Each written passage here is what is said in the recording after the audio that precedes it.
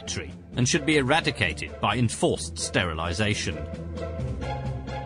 But Baden-Powell was no pessimist. He was not prepared to write off the nation's youth.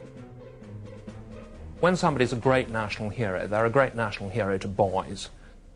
And quite spontaneously, little boys' groups, they might be choirs, they might be little local clubs or whatever it is, asked him to be their patron, and he sent them advice. When ordinary people began to buy a book he'd written, called Aids to Scouting, he realised that though they were originally designed for soldiers, the same techniques could work for civilian boys. Scouting is a character-building exercise. It teaches self-discipline, observation, inquisitiveness. These are all, to Baden-Powell, good qualities.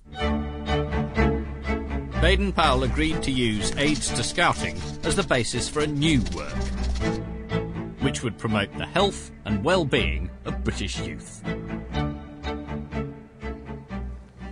The Edwardians were the first generation to go football crazy.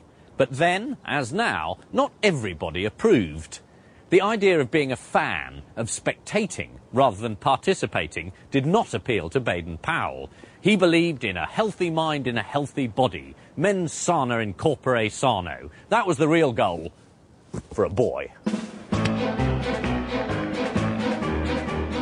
My heart sickens at thousands of boys and young men, pale and narrow-chested, hunched up, miserable specimens, smoking endless cigarettes, numbers of them betting, all of them learning to be hysterical as they groan or cheer in panic unison with their neighbours.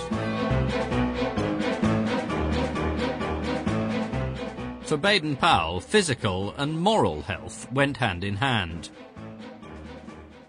And when the men of Britain were strong, so was the country itself. No body part was neglected in the quest for national vitality. To be healthy and strong, you must keep your blood healthy and clean inside you. This is done by breathing in lots of pure, fresh air and by clearing out all dirty matter from inside your stomach, which is done by having a RIA daily without fail. If there is any difficulty about it one day, drink plenty of good water and practice body twisting exercises. And all should be well.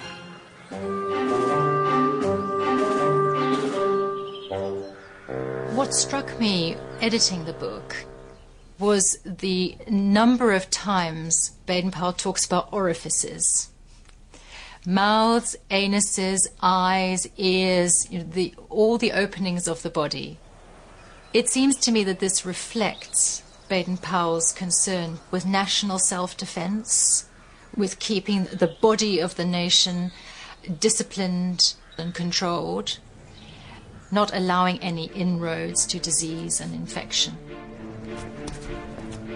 Unlike traditional educationalists, Baden-Powell also believed it was in the national interest for boys to show initiative. And he charged each scout with doing a good turn every day. Need a hand with that box.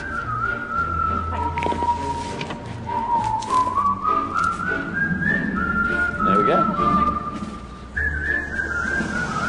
Good morning. Would you like some help crossing the road? Despite his best efforts, many of the issues of a century ago are still high on the social agenda today. There we are. I'm going to see David Lammy, MP for Tottenham in London, Minister for Culture, and more importantly, former Cub Scout, to discuss Baden-Powell's influence on New Labour. At what age did they get you, the Scouts? Oh, God, 7. 7? Yeah. Right. Young. Yeah. And you, I mean, all joking apart, a pretty formative 4 years at that time. Oh, yeah. I remember a particular week in which the whole purpose was to knock on people's doors to say, can we wash your car in the Cubs uniform? You'd get money. It was a Bob a Job week. Bob a wasn't Job it? week. You'd get money for doing that. Yeah. But it was also, this was bringing you into contact with the neighbourhood. Yeah. It was that or knock down ginger, we used to call it, where you knock on the door and run away. But this time you actually knocked on the door, you got some money, and you did something useful. And you did something useful. That's a great thing. The subtitle for Scouting for Boys is actually a handbook for instruction in good citizenship. Yeah. Now, I'm afraid he says, indifferent citizenship is, and always has been, the progeny of indifferent government. Yeah, I mean, I suspect what Baden-Powell would say is that citizenship is not just something that's kind of learnt in a classroom. Mm. It is something about being a citizen and learning that with a group of other people, yeah, and in a wider community. At one point, he's talking about socialism, and I hope he's nice about socialism. Is he nice? Well, he claims to be a socialist. Oh, good. At one point, which again I think would surprise a lot of people. He's less the sort of Tory hate figure that people imagined. What Baden-Powell was keen on was community. Mm. I suspect he had a kind of Gordon Brown sense of prudence and hard work. Oh, yeah, thrift. It's all in there. And of thrift and of duty. Yeah. So there's a lot there for Labour folk, but actually there's a lot there also for, the kind of one nation Tory. But are the virtues Baden-Powell encouraged in Scouts really as highly valued today? Baden-Powell writes about boys just sort of loafing around on street corners smoking, doing nothing. And he said he wanted to teach them something useful. Now, what can you do? Do you do first aid? Yeah, on the number of camps everyone has to know a certain amount of first aid you have on camp. Right, because in here he describes an incident where there was a woman and she was drowning in a pond in London, and there were 5 useless boys on the side who didn't save her because they couldn't swim and they couldn't do first aid. That wouldn't be you, would it? I've been trained in first aid to, a fairly moderate level, but we're given the skills so we know what to do in situations. Right, if I had Maybe a heart not as attack extreme. now, could one of you save my life? Probably. I'm hoping. Really am. By 1906, Baden-Powell was convinced that his scheme could turn dissolute boys into decent citizens, and he began to write a version of what would become Scouting for Boys.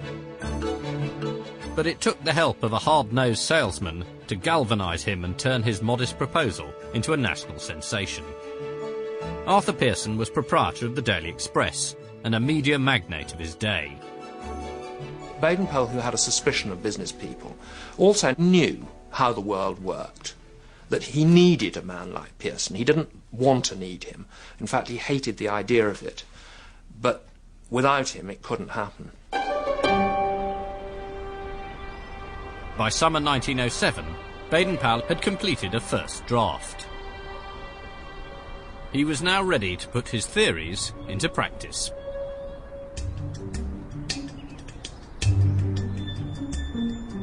He invited 20 boys for a camping holiday off the coast of Dorset, on Brownsea Island.